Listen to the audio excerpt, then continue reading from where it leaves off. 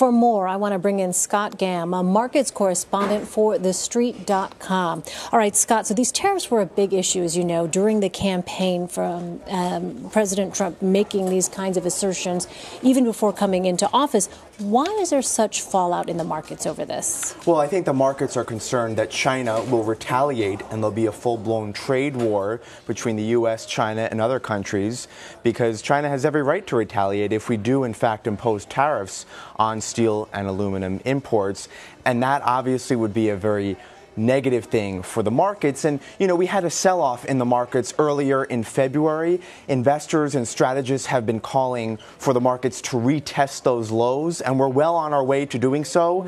And this tariff announcement was just sort of gasoline on the fire there. The president argues that this will bring more jobs to the U.S. What do economists think about that? Well, I don't know if he's necessarily wrong in that regard, because, look, the steel industry in the U.S. has largely been decimated. I mean, for decades, China and other countries have been overproducing steel, and what they do with this overcapacity is they export it to the U.S. at a much lower cost. And you know, you have companies like Nucor, U.S. Steel, they can't compete in that environment, and that's why you saw their stocks surge today, whereas stocks of Ford and GM, companies that buy aluminum and steel for their products, those stocks got killed. So let me follow up on that, because the question is, how will this impact, if it is in fact put into place, what would be the impact on average Americans? You mentioned Ford, and for instance, if you look at an automobile, how much of that supply is actually made in the U.S., those various components and parts of a car? Well, it's certainly a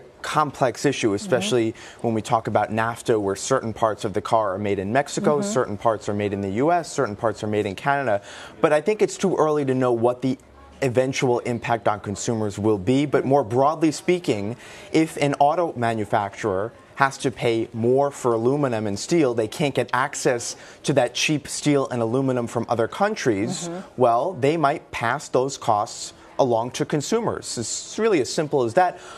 Plane makers, Boeing, they have aluminum on the wings of the plane. Could we see plane prices skyrocket? Do we see an eventual impact on airline tickets? You know, it's a stretch, but you have to look at the long-term impact, and certainly economists are thinking in that way. Well, we've already seen pushback from Canada and other steel-producing nations. Is this the beginning of a trade war potentially? Well, it's certainly a bold step in that direction.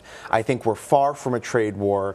And remember, China needs the U.S. as well. So they don't want to necessarily retaliate too much. And, you know, they were admitted into the World Trade Organization about 17 years ago. So they don't want to put too many cards on the table and jeopardize that relationship. So it'll certainly be another interesting battle to watch in the Trump administration. And we'll see what actually comes of his proposal, whether or not there's policy at the end of the day. Scott Gamm with TheStreet.com. Thanks so much, Scott. Elaine, thank you.